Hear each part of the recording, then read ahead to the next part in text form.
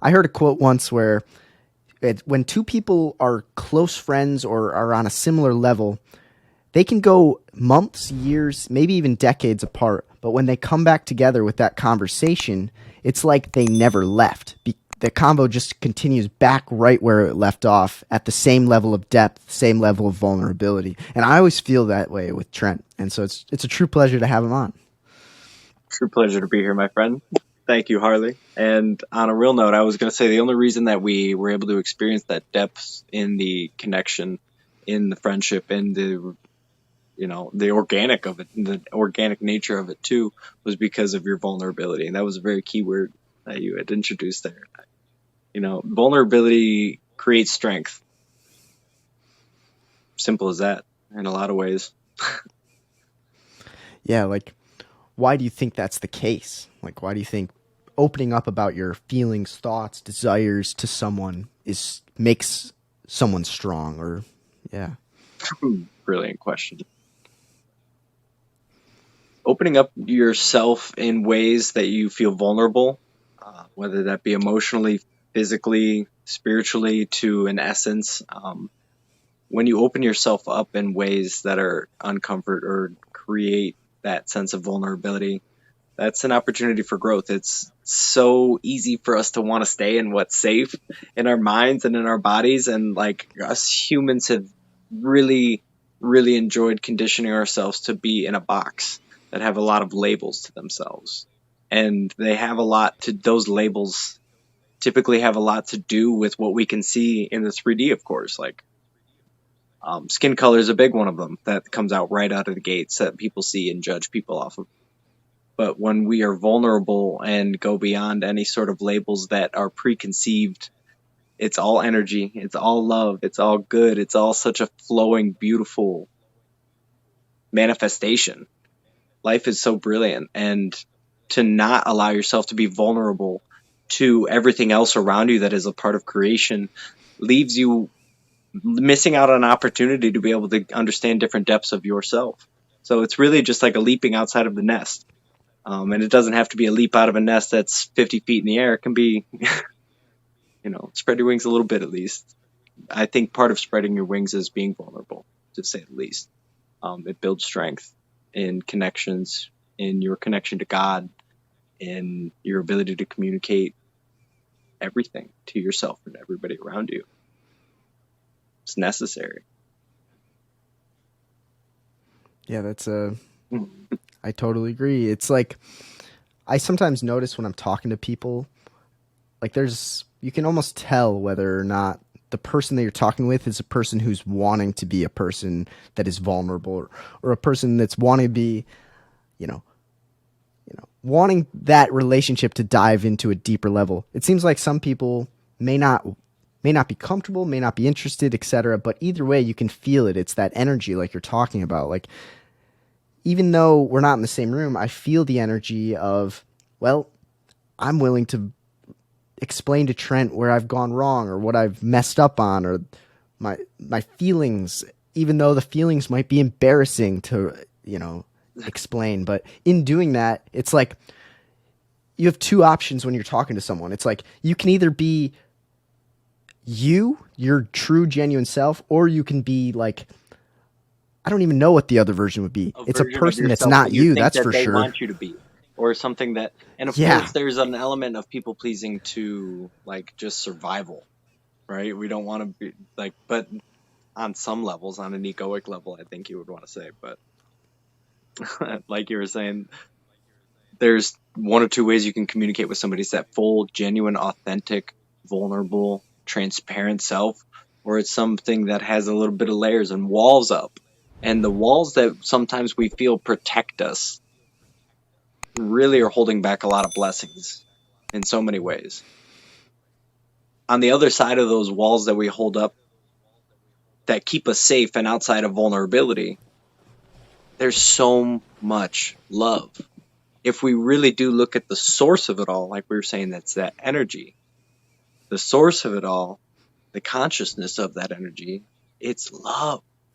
And it's love. It's so good. It's so juicy and bubbly. And that's a present and available to us in the now.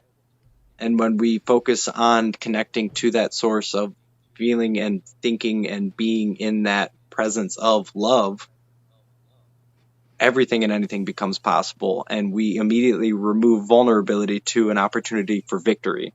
And it doesn't even have to be labeled as a victory, but just an opportunity for growth. To think of it as an opportunity for growth is a little bit preposterous. It just is. And yeah, I suppose to add anything beyond that would be to be philosophical and esoteric, rational, because we are conscious beings, and it's a beautiful thing to be able to rationalize things like that. But yeah, life is good, man. Life is great. Seriously, it Stepping is. beyond those It's like, vulnerabilities is just there's no such thing as a nail I bed. It's all agree. feathers. God is good. God is so good. Most definitely. Mm. Yeah, I've been going to the sauna the past, maybe year or so, and each day I go in there, it's like, it's funny. I heard a study once that said, like, people who go in saunas are typically more honest than people who don't, because, well, at least when you're in the sauna, you're more honest because, well, there's no distractions. Your phone, you can't really use your phone. You get too sweaty, and you're in this hot environment, and like all that's going through your head are your thoughts. And like now that it's hot, you're like, oh man, these thoughts are even like bubbling up more. And like I notice when I'm in the sauna with these different people that I've never met, we're talking about we're talking about our families, our dreams, our desires, our mistakes, our everything. And it's like, man, I don't even know your name maybe, but we're diving into this level of vulnerability.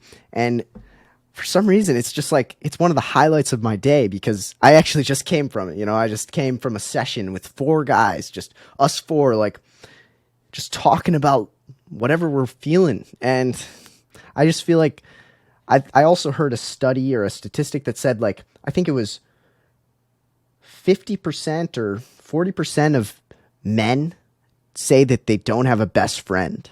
They don't have someone that they can go to on a regular basis to be vulnerable with and to be honest about. And I'm like, Man, wow, is that truly saddening? Like, cause I don't even know if I could go more than a day without like unpacking my feelings and thoughts to my friend, my girlfriend, my family, anyone. And it's like even just a stranger. I think I might be farther on the spectrum of just willing to be open. And I think you might be too. mm-hmm. But it's Oh like, yeah. how sad is that? How sad is that a large percentage of the population don't even they don't even feel comfortable, or they don't have anyone in their life that they are able to just open up about. And I'm just like, man, how can we try to inspire people to start opening up more? Because man, I don't know how they could live without that. I don't know how I would, but Wow, that was a testament because of the honesty in the people that do get in the sauna. I'm not surprised behind it.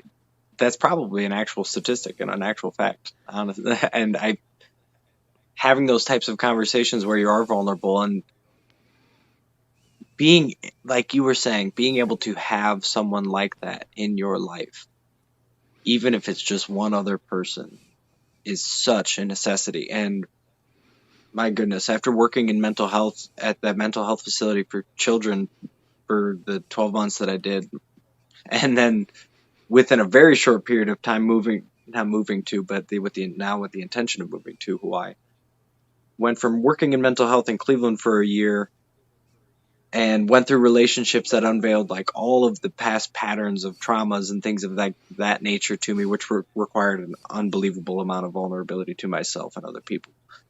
Following that up, going to Hawaii and really just sinking into that type of lifestyle, which is my soul has been called into my entire life, but was suppressed because of the box and labels that I put myself under. And conceptualizing all of that on top of dealing with mental health issues and things like that. Thank God I have people in my life. And if you are one of those people watching this video, thank you so much for ever being there for me in a time where I needed to be able to express myself. Because one of the most important things that I'm starting to find out nowadays is that you're never alone at all.